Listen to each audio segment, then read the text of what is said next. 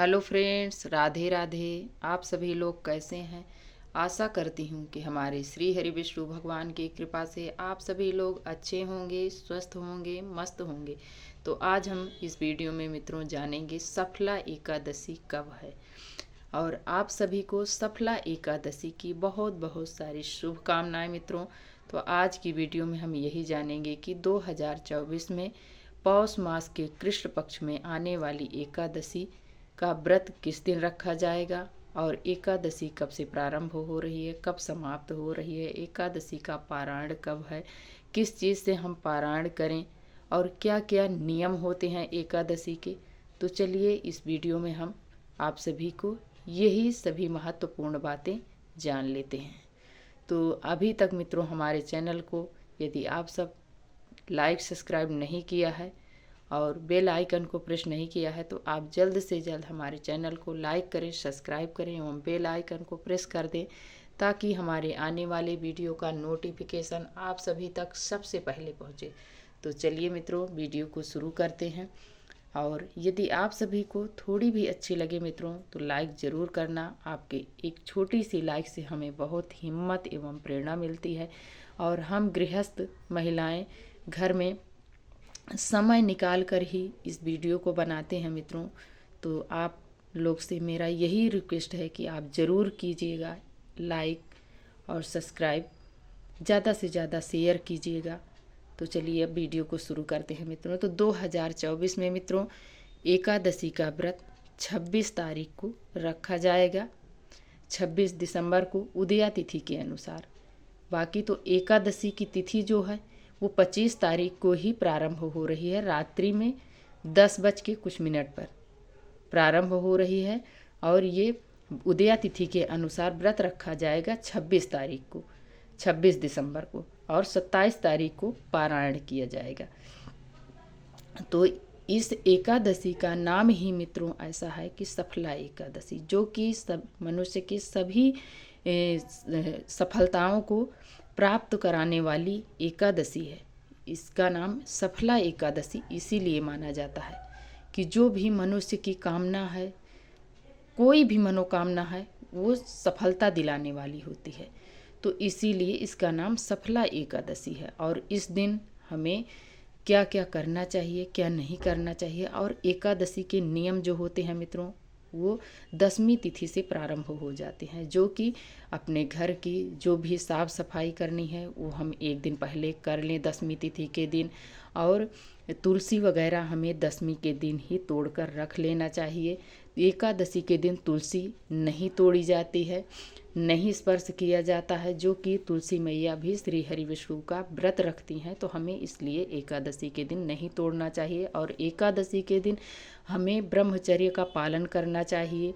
चावल 10वीं तिथि से हमें नहीं सेवन करना चाहिए। लहसुन प्याज का हमें त्याग करना चाहिए। बैगन, मूली, गाजर, मसूर की दाल वगैरह ये सभी चीज़ें हमें 10वीं तिथि के दिन से ही इसे हमें नहीं सेवन करना चाहिए। जो कि एकादशी का जो व्रत होता है वो त्रिदिवसीय होता है, 3 दिनों का होता है। इसमें हमें नियम का विशेष महत्व होता है। जो कि हम नियम से यदि कोई भी व्रत रखते हैं तो हमें पूरा का पूरा फल प्राप्त होता है। तो हमें ज़रूर करना चाहिए अपने नियम का पालन, और हमें नियम का पालन करना चाहिए। और 10वीं के दिन से ही हमें बेड पर नहीं शयन करना चाहिए, हमें ज़मीन पर ही लेटना चाहिए। और एकादशी के दिन हमें सुबह भोर में जल्दी उठना चाहिए और अपने नित्य कर्मों से निवृत्त होने के उपरांत हमें, यदि नदी तालाब है आपके आस पड़ोस में तो ज़रूर स्नान कीजिए। नहीं है तो आप थोड़ा सा गंगा जल मिश्रित आप जल से स्नान कीजिए। स्नान करने के बाद आप स्वच्छ वस्त्र धारण करें और हो सके तो आप पीला रंग का वस्त्र धारण करें, इसलिए कि श्री हरि विष्णु भगवान को पीताम्बर धारी भी बोला जाता है। तो उन्हें पीला रंग बहुत प्रिय है, तो हमें ज़रूर पहनना चाहिए यदि है तो। फिर इसके बाद अपने घर के जो भी मंदिर हो आपके घर में उसमें आप अपने व्रत का संकल्प लें। संकल्प लेते समय अपना नाम, गोत्र, स्थान, जिस कामना से आप व्रत रख रहे हैं वो आप बोलकर भगवान जी के चरणों में जो भी पुष्प और दक्षिणा लिए हैं उसको भगवान जी के चरणों में छोड़ दें। फिर इसके बाद आप जहाँ पर चौकी लगाना चाह रहे हैं, भगवान जी की पूजा करना चाह रहे हैं या मंदिर में करना चाह रहे हैं, तो आप उस मंदिर को गंगा जल से शुद्ध कर लें। करने के बाद पीले रंग का वस्त्र बिछाएं। बिछाने के बाद आप यदि चौकी लगाना चाहते हैं तो एक पटा लें, पटे पर पीले रंग का वस्त्र बिछाएं। फिर श्री हरि विष्णु भगवान की प्रतिमा हो तो प्रतिमा आप या विग्रह हो जो भी है, आपको फूल का आसन देते हुए आप तिल या पुष्प का आसन देकर भगवान जी को विराजमान करें। यदि लड्डू गोपाल हैं तो हमें एकादशी के दिन नियम लेना चाहिए कि हमें पंचामृत से स्नान करवाना चाहिए। एकादशी हो गई, अमावस्या हो गई, पूर्णिमा हो गई तो हमें पंचामृत से स्नान करवाना चाहिए। स्नान करवाने के बाद फिर हम भगवान जी को पीले रंग का पोशाक धारण करें, उनका श्रृंगार करें, उन्हें बांसुरी दें, उन्हें अच्छे से तैयार कर कर हमें विराजमान करना चाहिए। फिर इसके बाद हम श्री हरि विष्णु भगवान हैं तो उन्हें हम वस्त्र स्वरूप कलावा समर्पित करें और जनेऊ समर्पित करें। और इसके बाद गणेश जी हैं तो गणेश जी को भी पुष्प का आसन देकर हमें विराजमान करना चाहिए। फिर इसके बाद हम एक लोटे में जल लेंगे और जल से भाव रूप से सभी को हम स्नान करवाएंगे। 3 बार स्नान करवाने के बाद फिर हम सभी को तिलक करेंगे। तो तिलक में हमें श्री हरि विष्णु भगवान को, लड्डू गोपाल को हम पीले चंदन से तिलक करेंगे।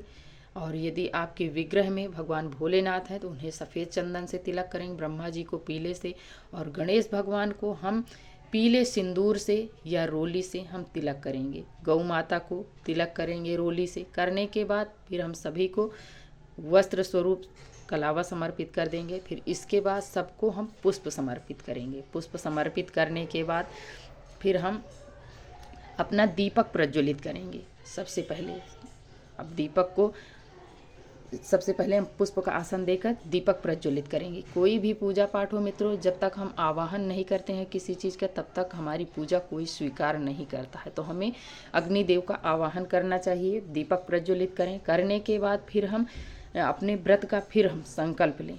संकल्प में पुष्प लें और कुछ दक्षिणा लेकर हम अपने व्रत का फिर संकल्प लेंगे। नाम, गोत्र, स्थान और जिस मनोकामना से व्रत रख रहे हैं उसको हम बोलेंगे। बोलने के बाद श्री हरि विष्णु भगवान के चरणों में हम पुष्प छोड़ देंगे। छोड़ने के बाद फिर हम भगवान जी को भोग प्रसाद समर्पित करेंगे। जो भी मेरे पास है वो हम तुलसी दल डालकर हम भोग समर्पित करेंगे, जल समर्पित करेंगे, ऋतु फल जो भी है वो भी समर्पित करेंगे, सभी में तुलसी दल डालकर।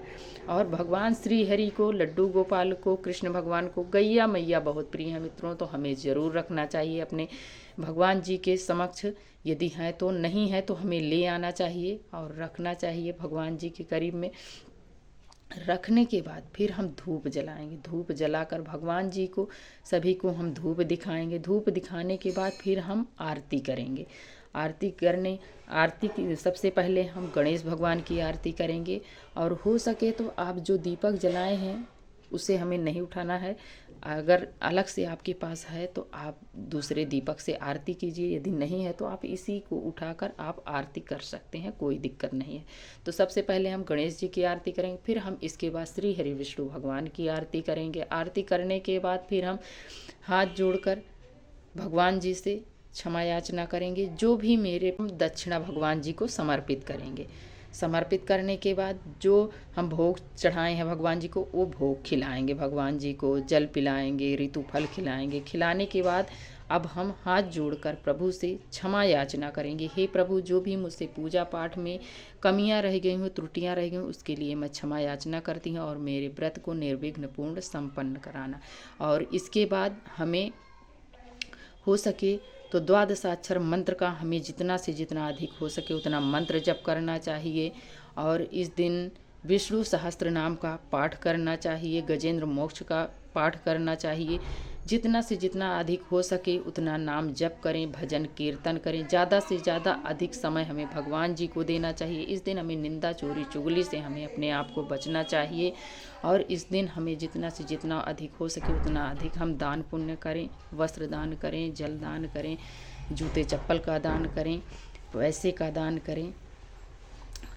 अन्न में हमें चावल का दान नहीं करना है इस दिन, उससे एकादशी में चावल की मनाही होती है तो हमें नहीं करना चाहिए। और एकादशी पर हमें भगवान जी को जितना से जितना अधिक हो सके उतना समय देना चाहिए।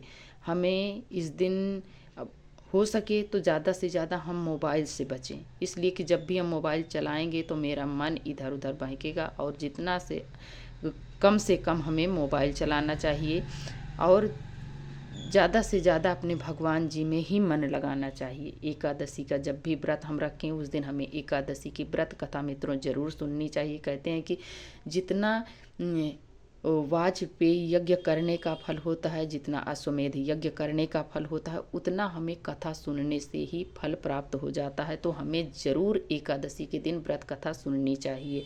और आज की वीडियो में हम मित्रों यही बताएंगे कि आप सभी को अभी मैं एकादशी की पूजा विधि बताई हूँ और पारायण का समय, एकादशी की तिथि बता रही हूँ। अगली वीडियो में हम आप सभी को व्रत कथा भी दूंगी एकादशी की, तो आप ज़रूर सुनिएगा।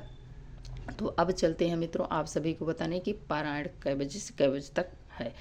तो ये मित्रों पारायण का समय तो 27 तारीख को वैसे तो पूरे दिन है, लेकिन हमें 6:40 से लेकर 9 बजे तक